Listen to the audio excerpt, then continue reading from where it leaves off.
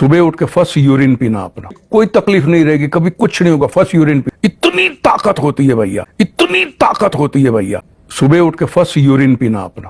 उठा ले रे देवा, उठा ले रे बाबा। अस्सलाम वालेकुम ख़वातीन हज़रात, मैं हूं आपका मेज़बान सुमैर। तो आज के नए प्रोग्राम में हम आपको खुशामदीद कहते हैं। दोस्तों, आज भी हमारे पास बहुत ज़बरदस्त किस्म के टॉपिक्स हैं जिनको हमने डिस्कस करना है। लेकिन सबसे पहले हम एक ऐसे ड्रामे की कहानी के बारे में बात करेंगे जिसमें काम करने वाली अदाकारा की ज़िंदगी में वही कहानी रियल लाइफ में उसके सामने आई। आप एक legendary actor, voice artist Talat Hussain साहब को जानते होंगे। उनकी एक बेटी है जिनका नाम है ताज़ीन हुसैन।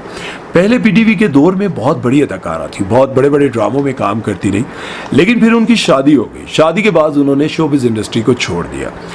काफ़ी साल उन्होंने अपनी इज़्दवाजी ज़िंदगी पर तवज्जो दी, लेकिन फिर आखिरकार उनके शोहर की वफ़ात होगी, बच्चे बड़े हो गए। उन्होंने दोबारा से शोबिज़ इंडस्ट्री को ज्वाइन किया और उन्होंने एक बार फिर से ड्रामा सीरियल कर्ज़े जहाँ में यमुना ज़ैदी की वालदा का किरदार अदा किया। ड्रामे में 22 साल बाद खोई हुई मोहब्बत फैसल रहमान से शादी होती है। अब आप सोचें कि ड्रामे में 22 साल बाद दिखाया जाता है कि उनको उनकी मोहब्बत मिल गई और असल जिंदगी में भी अब शादी कर ली। इनके वालिद तलत हुसैन वो भी वफात पा गए, बच्चे बड़े हो गए और आखिरकार रियल लाइफ में भी उन्होंने तकरीबन 22 साल के बाद फिर से शादी कर ली। अब ये नहीं कि उनकी वो पुरानी मोहब्बत थी या जो भी था, लेकिन ऐसी कोई बात सामने नहीं आई। लेकिन जो ड्रामे की कहानी थी, जिस तरह से आप लोगों को पता है, मैंने कुछ दिन पहले एक वीडियो बनाई थी जिसमें मैंने आपको बताया था कि फैसल रहमान इस उम्र में भी हीरो आते हैं। और इसी तरह से इनकी असल ज़िंदगी में भी यही कहानी सामने आई कि इन्होंने शादी उस वक्त की जब इनके बच्चे जवान हो गए। बच्चों की भी ऑलमोस्ट तकरीबन शादियां होने वाली होंगी या शादी हो चुकी होगी और अब आकर उन्होंने शादी की। अच्छा, कुछ लोग इस पर बड़ी तनकीद कर रहे थे कि इस उम्र में यार, निकाह की कोई उम्र नहीं होती। निकाह करना अच्छा अमल है।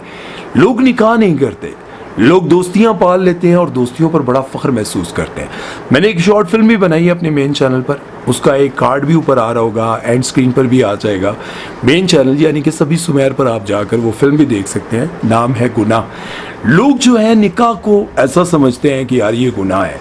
मतलब अगर कोई बंदा दूसरा निकाह कर ले और जब वो ऐलान करता है कि मैंने निकाह कर लिया, तो रिश्तेदार, माँ बाप, बहन भाई, बच्चे सब नाराज़ हो जाते हैं। निकाह कर लिया भाई। अगर वैसे वो अफेयर चला रहा हो तो सबको फ़ख्र महसूस होता है। मेरे अब्बा पे बड़े लोग मरते हैं, मेरे अब्बा के साथ बड़े ताल्लुकात हैं, इस तरह की बातें बीवी को भी होता है। मेरे शोहर पे तो बहुत लोग मरते हैं। लेकिन जब वो निकाह कर लेता है तो बड़ी तकलीफ शुरू हो जाती है। बहरहाल, इस बारे में आप लोगों की क्या राय है कमेंट सेक्शन में ज़रूर बताइएगा। चलते हैं नेक्स्ट खबर की तरफ, वो बात करते हैं अलीज़े शाह के बारे में। एक तरफ सोचता हूँ कि इन्होंने अच्छा किया, दूसरी तरफ सोचता हूँ कि यार शायद लोगों ने गलत किया। अब बहुत सारे लोगों की राय आपके सामने रखूंगा। अलीज़े शाह ने सोशल मीडिया छोड़ दिया और कहा कि ये जो सोशल मीडिया है ये जहन्नम से भी बुरी जगह है, जहन्नुम से भी बदतर जगह है जी ये जो सोशल मीडिया है। और सारी अपनी पोस्ट भी, जितनी भी पोस्टें थी, सबको डिलीट कर दिया। अब जैसा कि मैंने आपको पहले भी बताया था कि अलीज़े शाह जो है वो पहले ऐसे प्रोग्राम्स अपनी, जिस तरह से वो दुपट्टा करती थी, शलवार कमीज़ पहनती थी और बहुत अच्छी अच्छी तस्वीरें लगाती थी। मैं कहता हूँ कि चंद ही महीनों में इन्होंने एक मकाम हासिल कर लिया था शोबिज़ इंडस्ट्री का। लोग बड़े दीवाने थे यार। लेकिन फिर आहिस्ता आहिस्ता न जाने इनको क्या हुआ कि इन्होंने शलवार कमीज़ से दुपट्टा पहले हटाया, दुपट्टे के बाद इन्होंने कपड़े छोटे पहनना शुरू किए, फिर इतने छोटे पहनना शुरू कर दिए कि वो ना होने के बराबर थे। लोगों ने ज़ाहिर है इनको बुरा भला कहना शुरू कर दिया।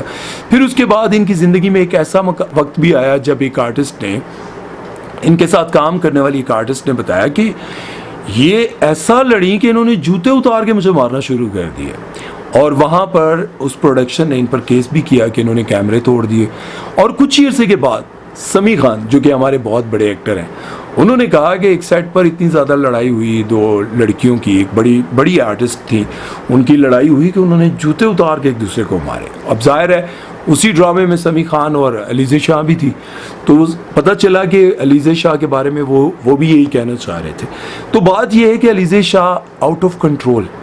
देखिए, इंसान की ज़िंदगी में दुख, परेशानियां, तकलीफ़ें, सब कुछ आता है। जिस तरह से इंसान अपने दिल, गुर्दे, फेफड़ों का इलाज करवाता है, इसी तरह से इंसान को अपने ऐसी सिचुएशन में अपनी मेंटल हेल्थ का भी ख्याल रखना चाहिए। जब इंसान डिप्रेशन का शिकार हो जाए तो खैर एक तरफ तो मुझे अच्छा लगा कि आपने सोशल मीडिया से बाइकआउट कर दिया, दूसरी तरफ से मुझे ये लग रहा है कि कुछ लोग जो हैं वो चाहते हैं कि वो आए सोशल मीडिया पर और इसी तरह की पोस्ट लगाते रहें। कुछ लोगों ने लिखा, हाय अब हमारी आंखें कैसे ठंडी होंगी, अब हम दीदार कैसे करेंगे।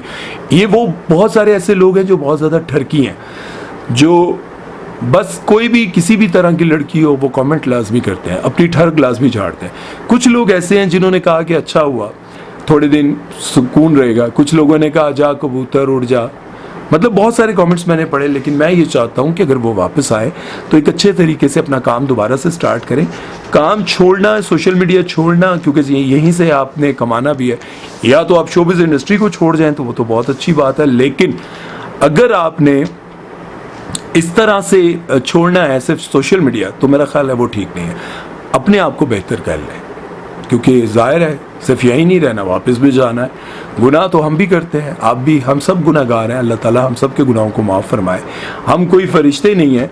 ये जो लोग अपने आप को फरिश्ता समझकर दूसरों पर तनकीद करते हैं, ये भी नहीं होना चाहिए। बहरहाल इस बारे में आप लोगों की क्या राय है कमेंट सेक्शन में ज़रूर बताइएगा।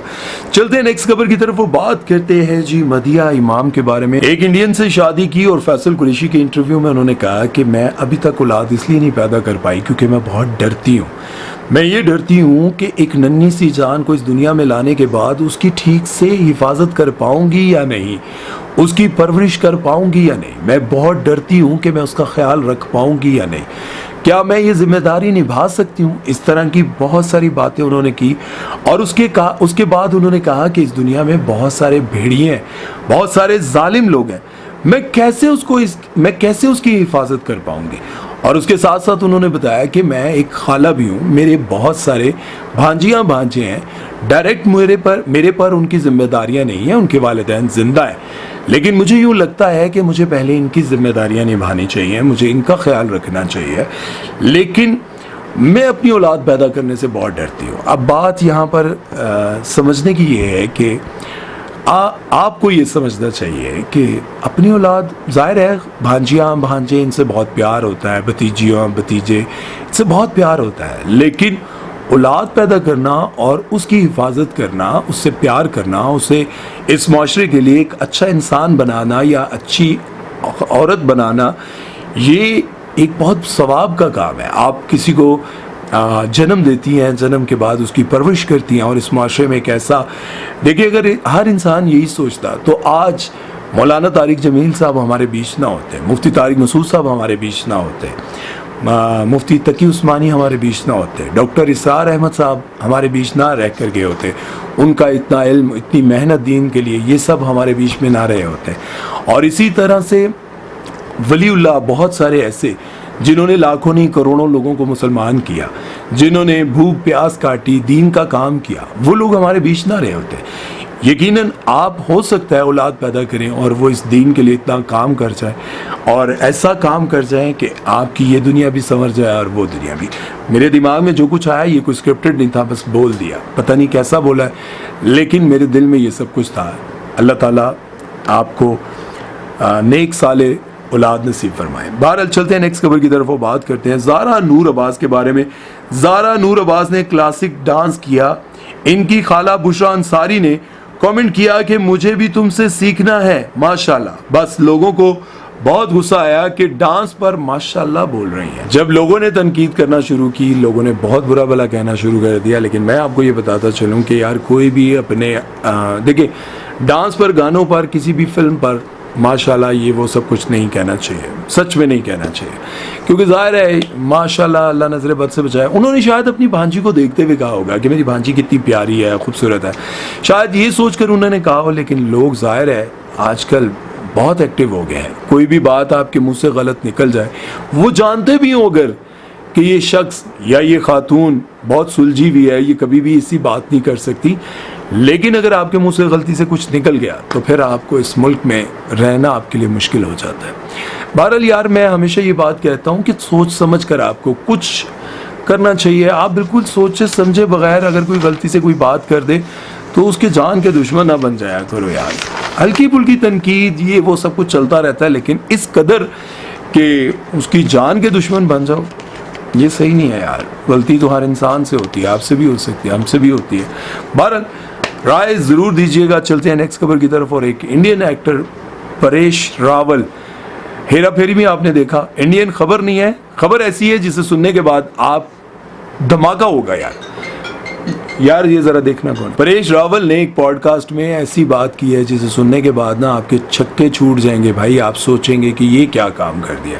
परेश रावल कहते हैं कि एक जगह पर मैं शूट कर रहा था, रिकॉर्डिंग पर था, और शूटिंग के दौरान जो आपको चप्पल देते हैं ना, वो चप्पल होते हैं बड़े नए, वो बड़े स्लिपरी से होते हैं, और मछली मंडी में हमने शूट करना था और एक एक्टर को मैंने खींचना था। मैंने जब उस एक्टर को खींचा तो गलती मेरी थी कि मैं गिर गया, और जब मैं गिरा तो मेरा घुटना ज़मीन पर लगा, बहुत ज़्यादा ज़ख्मी हो गया, और डॉक्टर ने कहा कि 2, 2.5, 3 महीने लगेंगे आपको ठीक होने में। वहीं पर नाना पाटेकर आए, नाना पाटेकर का ही नाम उन्होंने लिया, थोड़ा तेज़ लिया, गलती भी हो सकती है लेकिन नाना पाटेकर का नाम उन्होंने लिया, और उनको पता चला कि परेश रावल यहाँ पर है, और वहीं पर हॉस्पिटल में वो मेरे पास आए, मेरा हाल पूछने आए और कहा कि ठीक होना चाहते हो, मैं जो कहूँगा वो करोगे। तो परेश रावल ने कहा हाँ भाई करूँगा बॉस, करूँगा, बताए। उन्होंने कहा कि जब सुबह तुम उठो, भाई ज़रा दिल थाम के सुनना ये बात, वैसे तो वो गाय का गू मूत्र वो पीते रहते हैं, लेकिन उनको ये कहा कि सुबह उठकर अपना जो फर्स्ट यूरिन है वो पी लेना। जितने भी फाइटर लोग हैं ये सब यही काम करते हैं। परेश रावल कहते हैं कि मैं उठा और मैंने यही काम किया, मैंने 15 दिन ये काम किया और मैं बिल्कुल ठीक हो गया, और उसके बाद मैं इतना फिट हो गया, समझ से बाहर है यार। कभी चले गाय का ये गोबर और मूत्र ये तो पीते थे शिफा के लिए अपने लिए, लेकिन अपना भी पीना शुरू कर दिया। ये बात सुनकर बड़ी मुझे ना हैरानी हुई है। आप लोग ये वीडियो क्लिप भी देखिएगा, बीच में मैं कोशिश करूंगा पहले लगाऊं, ठीक है। ये वीडियो क्लिप आप देखकर हैरान होंगे, या कैसी बातें कर रहे हैं यार। सुबह उठ के फर्स्ट यूरिन पीना अपना, कोई तकलीफ नहीं रहेगी, कभी कुछ नहीं होगा, फर्स्ट यूरिन पी, इतनी ताकत होती है भैया, इतनी ताकत होती है भैया, सुबह उठ के फर्स्ट यूरिन पीना अपना। परेश रावल बहुत समझदार इंसान लगते थे, क्योंकि 1-2 वीडियोस मैंने इनकी देखी थी, इनकी वाइफ भी मुसलमान है, और उसमें ये कह रहे थे कि मुसलमान जो हैं कि नबी पाक सल्लल्लाहु अलैहि वसल्लम के नाम पर मर मिट सकते हैं, दिलेर लोग हैं, ये डरने वाले नहीं हैं। इनके लिए दुनिया की सारी चीज़ें एक तरफ और नबी पाक सल्लल्लाहु अलैहि वसल्लम की शान एक तरफ, उनके खिलाफ ये एक लफ्ज़ नहीं सुनते, और हम कभी भी नहीं सुनते, ना सुन पाते हैं। लेकिन बात यहाँ पर ये है कि परेश रावल ने ये बात करके ना मुझे तो परेशान कर दिया भाई। आप सुने, कमेंट सेक्शन में राय दें, और अल्लाह इनको हदायत दे, यही कह सकते हैं, अल्लाह इनको हदायत दे, अल्लाह ताला सब पे रहम व करम फरमाए। अपना बहुत सारा ख्याल रखिएगा, दुआ में याद रखिएगा। सुमैर चौधरी को दीजिए इजाज़त, अल्लाह हाफ़िज़।